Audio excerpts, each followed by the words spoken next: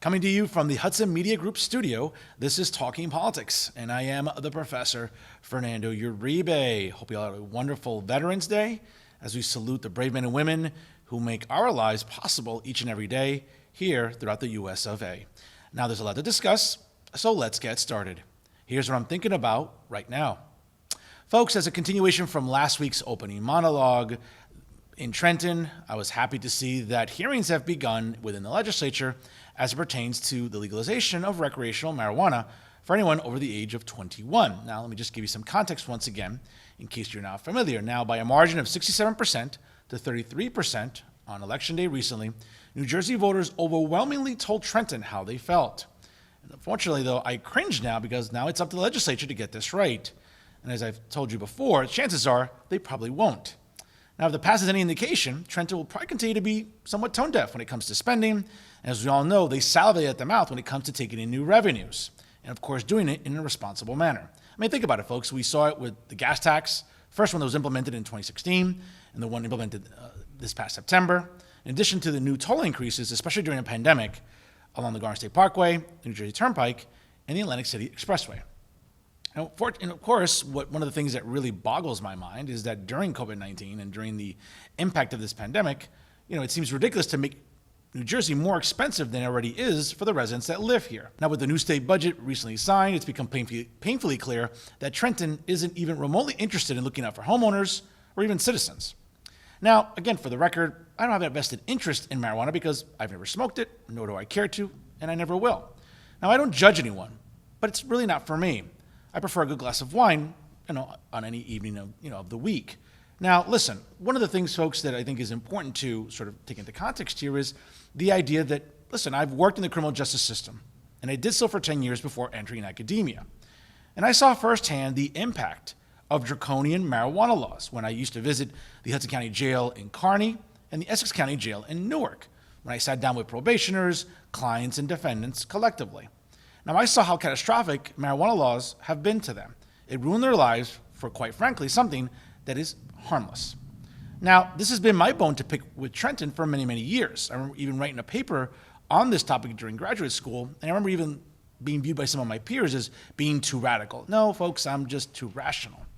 And one of the things is that, let's be honest, we all know that poor people love to smoke weed, whether they're black, white, brown, or whatever skin complexion you want to, allocate as a description. All of them love their Mary Jane, okay? But the ongoing punishment that's been going on for decades has been costly and unnecessary. And I, for one, am happy to see that legislators, this past week specifically, are not only tackling decriminalization, but also looking to see what they can do when it comes to regulating marijuana and taxing it accordingly. Now, listen, the bottom line is we have to stop putting people in jail for this, all right? It's a waste of time and resources. All right, we all know there's no correlation whatsoever between violent crime and marijuana usage. I've seen plenty of my friends during undergrad, grad school, and even in my collective professional life, they love to get high, and when they do, they just sit around and like to do nothing. And that's cool, that's fine, I'm not judging. But you know what, folks? One thing that, as an academic and as a criminal justice professional, I know for a fact that there's no motivation to commit crime. But you know what there is with? Harder drugs. And that's where our focus and that's where our allocation of manpower and resources should be dedicated to. So we need to wake up about that, okay? No one's stealing a car, no one's burglarizing a home, no one's, assaulting anybody because of marijuana usage. But you know what they're doing it with? They're doing it with opioid use, cocaine, crack, or harder drugs. Now, why criminal justice professionals and legislators in Trenton have been oblivious to this fact, hey, that beats me. Maybe, you know what, that's probably above my pay grade. But again, as an academic, I know full well when it comes to policy and when it comes to understanding science and medicine, we all know that marijuana is infinitely less harmful than tobacco and alcohol, respectively. But again, there's always that generational disconnect about marijuana. Oh, we've grown up for the last 30 years here in the United States with Just Say No, or curriculum in our public schools, whether it's DARE or anything else, that's told us about the dangers of drug abuse, the dangers of getting started with marijuana, and how it becomes a gateway drug for many of us. I wouldn't know, I don't use it. Now, again, that doesn't make me better than anybody else. It doesn't make me worse than anybody else. But what I've seen, though, ladies and gentlemen, is I've seen, the medicinal advantages of using marijuana, and from a recreational perspective, hey, if you want to smoke it in your home, God bless you. All right? Do whatever it is you want in the privacy of your own home. You're entitled to that freedom and that privacy. One of the things, though, that concerns me about upcoming legislation is, how do we expunge records? What amounts are we going to forgive and absolve people for? Now, if we're talking about a few grams, that's one thing.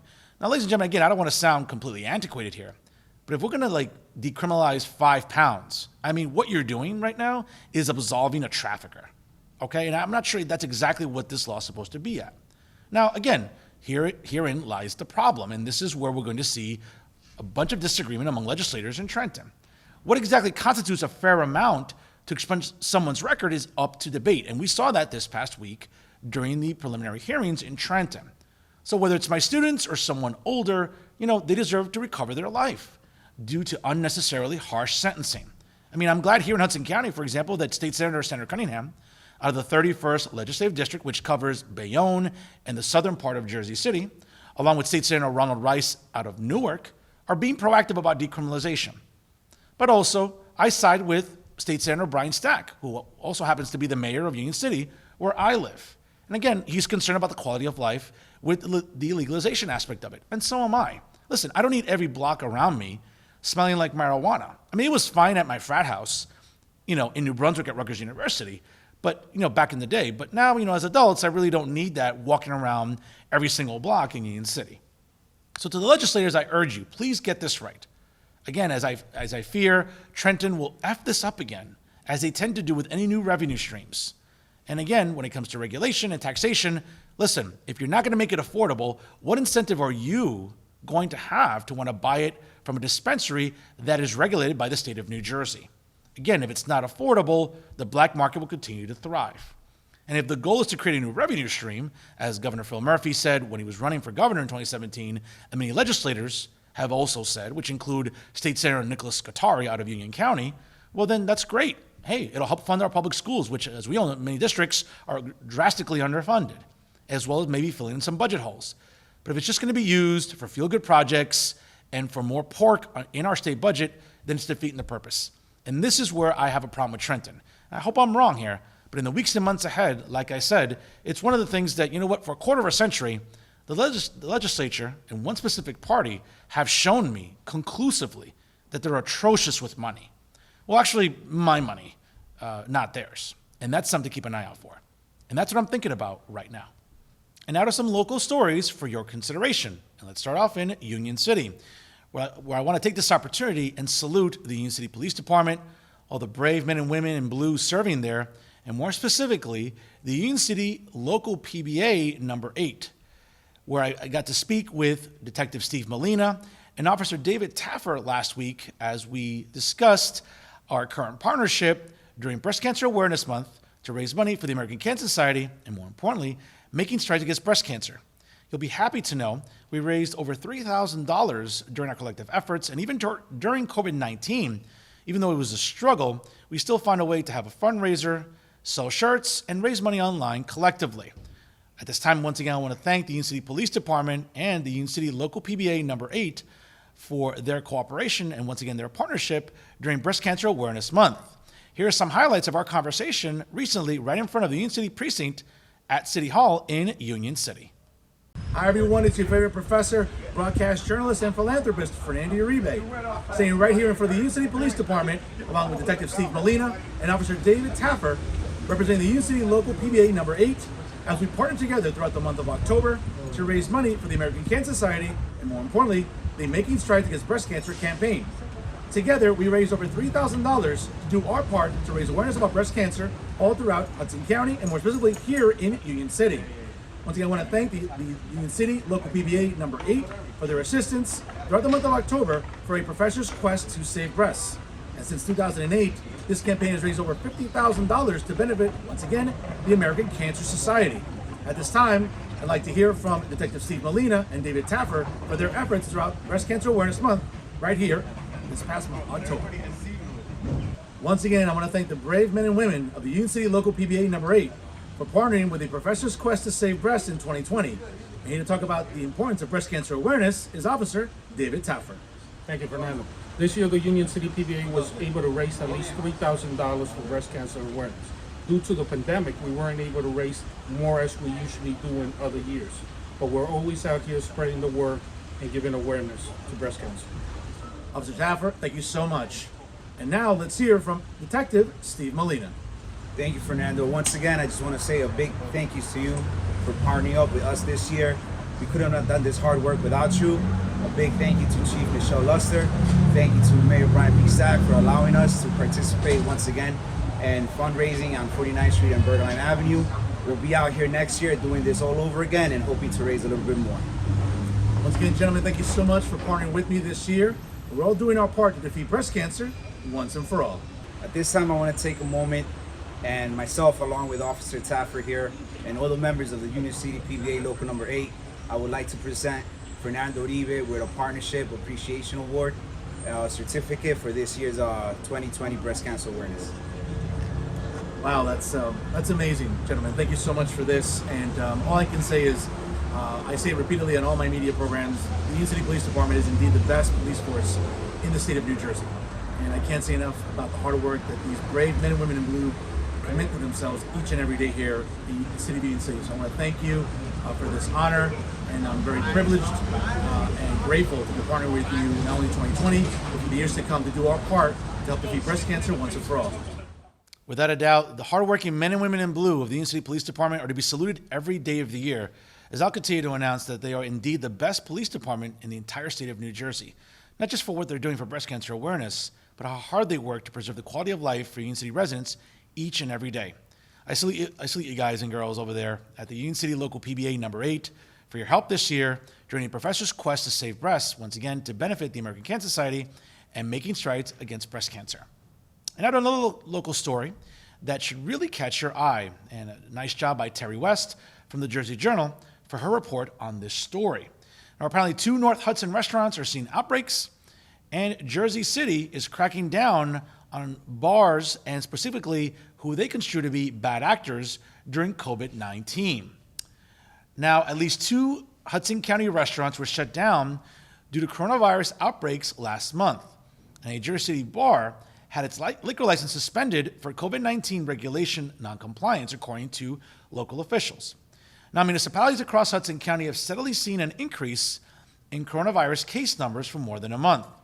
County health officials have now reported 428 new cases as of November 10th, the highest single day to date total since April 26th. Now, North Bergen's Rancho Mateo, located right by James J. Braddock Park in North Bergen, reopened recently after a 2-week closure. Now, 3 employees tested positive for COVID-19 nearly 2 weeks ago, causing 31 colleagues to potentially be exposed. According to Janet Castro, the health officer for the Township of North Bergen, the City of Union City, the Township of Guttenberg, the Township of West New York, the Township of Secaucus, and also the Township of Harrison. Now, the scale of the outbreak has prompted the town's health department to close the entire Palisade Avenue restaurant for 2 weeks. Now, city health officials also temporarily closed a Union City restaurant in October that also had an outbreak, according to a statement from Ms. Castro. Quote, "We try not to put people out of business, but we also need to be more conservative and err on the side of caution." Now, North Hudson cities and towns are also monitoring restaurant compliance with state capacity and social distancing guidelines, according to Castro. Though they haven't had to close any due to noncompliance, Jersey City officials suspended a bar's liquor license, according to Jersey City Chief Prosecutor Jake Hudson, and has charges pending against 2 other establishments. Now, the Phoebe Reborn nightclub on Newark Avenue was charged with 7 counts of public nuisance, 6 of which were violations of COVID-19 protocols, according to Jake Hudson. There were also 3 acts of violence violations. I mean, what a surprise. It's Newark Avenue in Jersey City, for God's sakes. But also, the bar's liquor license has also been suspended for 120 days. I mean, just as a sidebar, folks, I mean, that's not exactly like the best place to go hang out for when it comes to nightlife. But I mean, hey, you have to go with what's available to you. But in any event, Jake Hudson also went on to say that he plans to file COVID-19 violation charges against 512 Quantum Sound, a bar in the Jersey City Heights, which is right along the border of Union City, right by the park there, as well as the factory on Communipaw Avenue. Now, the factory, if you recall, was cited over the summer when officials said there were hundreds of maskless people inside when indoor dining was still banned. Quote, our overall theme has always been education before enforcement, and our team always begins with conversations before any summonses, said Jake Hudson. Now, let me be very fair about something too, folks. I know Jake personally. He's a friend of mine. He's been gracious enough to come on my podcast, Talking Hudson, on numerous occasions to discuss what's going on in Jersey City, and more importantly, the effectiveness of his office and his position as chief prosecutor in the city of Jersey City. So I can tell you completely and transparently that Jake has good intentions here. He doesn't want to close down businesses. He doesn't want to be draconian. He doesn't want to be tyrannical, okay, as many people look at COVID-19 guidelines currently, right, because they were enacted by executive order via the office of Governor Phil Murphy. Now, I understand that municipalities have to comply with the governor's executive orders, but we all know that local officials are also trying to be somewhat compassionate because they understand the importance of small businesses and how vital they are to the economy.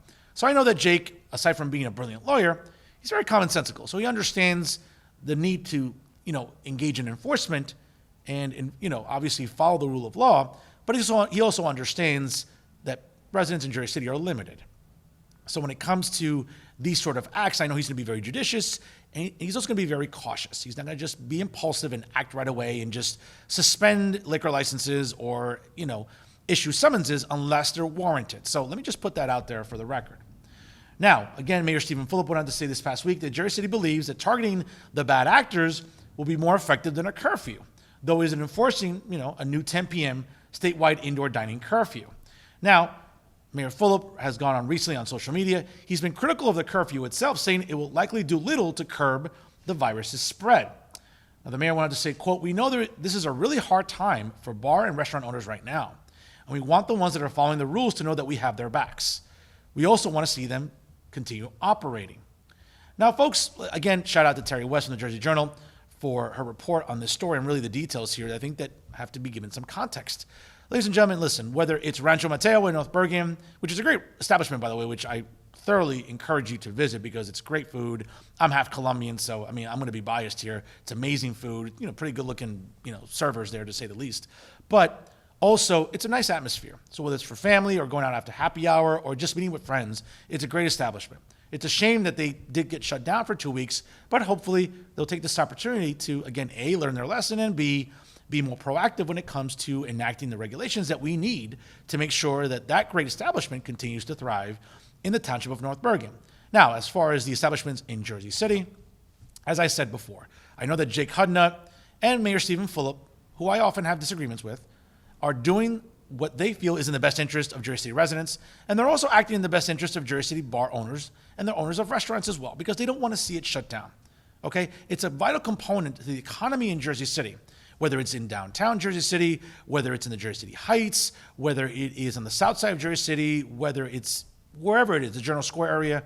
I know the mayor and prosecutor Jake Hudson want to, again, be compassionate, but they also have to follow the rule of law. So it kind of puts them in a very precarious position. But I know moving forward, again, they'll be judicious in how they enforce this. And more importantly, you know what? Hopefully COVID cases won't continue to spike as the winter months are quickly approaching.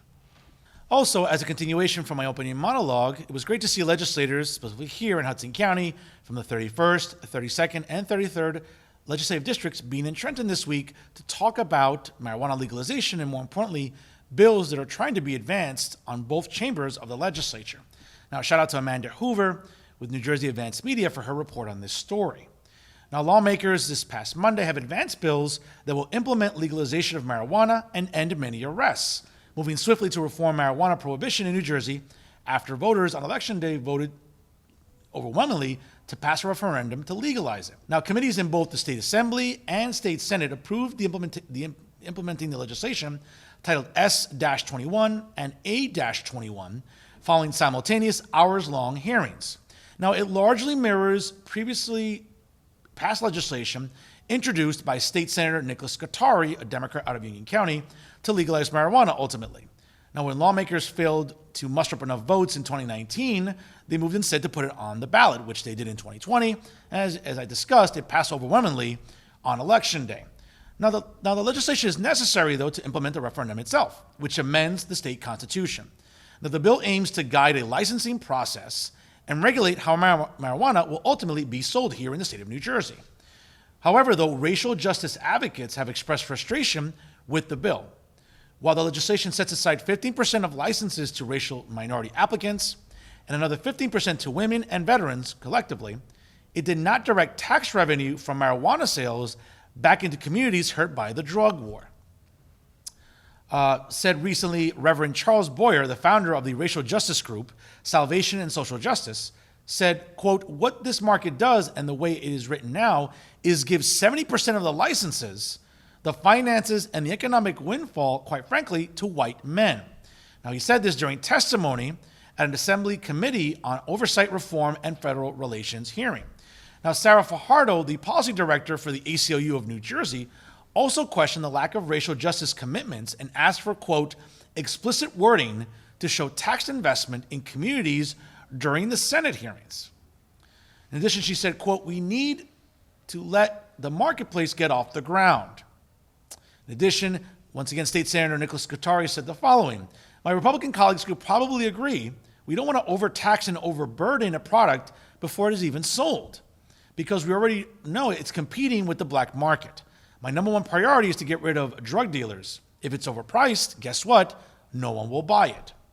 In addition, State Assembly Speaker Craig Coughlin tweeted on Monday that, quote, he supports imposing an additional user fee that will help reduce the financial burden on New Jersey's taxpayers and specifically its urban communities, and will work to include all of it in the legislation. Now, Governor Phil Murphy said Monday during his daily press conference and coronavirus updates that he has supported such an excise tax from, quote, day one. And he felt encouraged by Assembly Speaker Craig Coughlin's comments, while he reiterated his commitment to social and racial justice reform, but stopped short of saying more that would influence the legislative process. Now, in addition to that, State Assemblyman Jamel Hawley, a Democrat out of Union County, said, quote, I cannot imagine that the governor would sign off on legislation that doesn't include a reinvestment back into those communities. That was the one united voice in this entire campaign. Instead of directing tax revenues to the state's general fund, Assemblyman Hawley wanted to say he wants to see it earmarked for programs like job training, healthcare, collegiate grants in, quote, impact zones or cities and towns that were disproportionately hurt by the drug war, and property tax relief throughout the state. In addition, State Senator Teresa Ruiz, a Democrat out of Essex County, said she plans to sponsor a bill that will create reparations for the impact zones and work to bridge divides in education. Folks, let me be very clear about this. And as I've alluded to you previously, this is where I am deeply concerned. Now we're starting to see the bureaucracy rear its ugly head. Now we're starting to see legislators sort of bitching and moaning amongst themselves about what's the right way to do this. Folks, this isn't rocket science, okay? This isn't AP calculus in high school, okay? This isn't like college level biology or anatomy and physiology or calculus, okay? It's not that difficult to understand. Sit down, look at what is going to be a reasonable taxation rate and a reasonable regulation rate, okay? This idea about appropriating a certain percentage to this demographic or that demographic, I don't think there should be any sort of quotas on that, okay? Make it as available as possible, all right? Regardless if it's veterans, women, minorities, whatever. Make it just available, all right? And this is where I think entrepreneurs from any racial demographic is going to be able to hopefully seize the opportunity when it comes to marijuana legalization in New Jersey. Now, is it going to be as easy to purchase a license for a dispensary as it's been for a liquor license throughout the state of New Jersey? Probably not. And I'm sure that process in itself will also be heavily entrenched in bureaucracy and protocol and, the type of, political maneuvering we're used to out of Trenton. But let's be patient. But at the same time, let's urge our legislators, contact them, write to them, call them, tweet them, email them, text them, whatever it is. Tell them to get this right. I mean, it's encouraging to see them meeting in Trenton this week, but do me a favor. This just can't lag around for the rest of sort of the lame duck session of the legislature until probably it reconvenes back in January. In the meantime, black and brown people are still getting arrested, folks. So I'm hoping that Attorney General Gabriel Gual And Phil Murphy also addressed that because it's fundamentally unfair to see people continually getting arrested for something that, again, as I mentioned before, is immensely harmless. Lastly, and it's a story I'll continue to cover here for the foreseeable future, and it's seeking justice for Stephania Mesa Venegas. As I've alluded to in previous weeks, she is still in a coma due to tragic circumstances that resulted as a result of her giving birth this past summer. Once again, folks, if you're not familiar, please go to the GoFundMe page for Stephania Mesa Venegas, as it's titled Help for Stephania. So again, it's very simple to find on GoFundMe. But here are some details for you. On Sunday night, July the 19th this year, Stephania Mesa Venegas went into the hospital because she started feeling contractions. Soon after what should have been the best moment of her life quickly turned into the worst. She went in for an emergency C-section that week, and for unclear reasons, she went into cardiac arrest. Now, the lack of oxygen to her brain for nearly nine minutes placed her now in a coma. The doctors have believed that she may have suffered brain damage as well.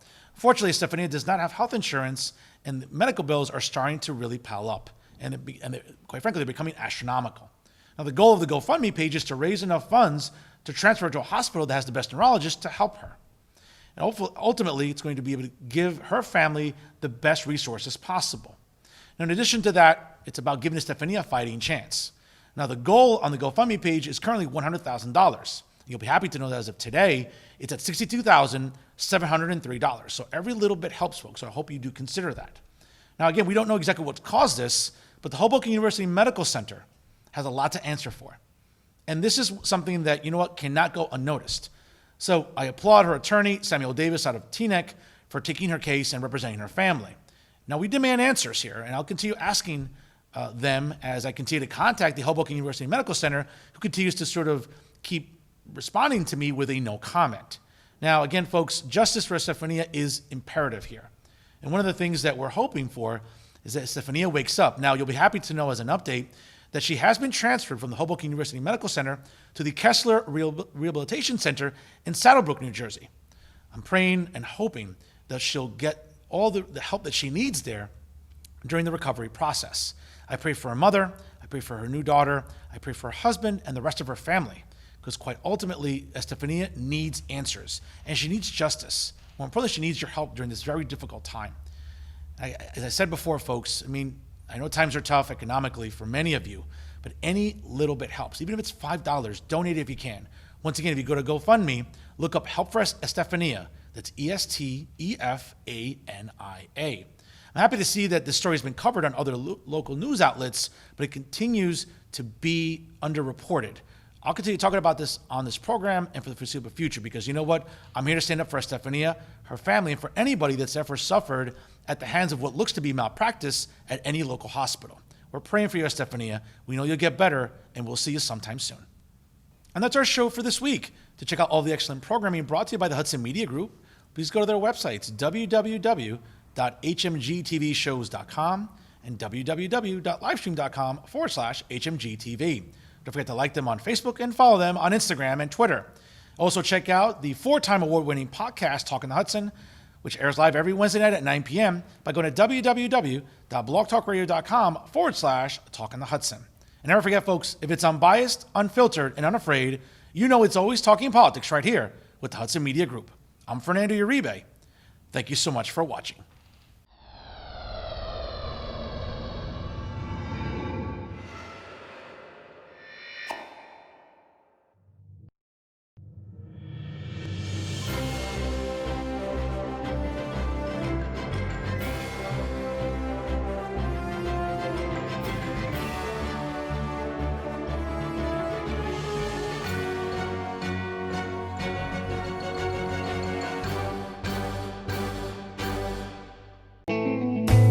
Don't forget to catch Fernando's podcast at blogtalkradio.com/talkonthehudson. New episodes available every Wednesday night at 9 p.m.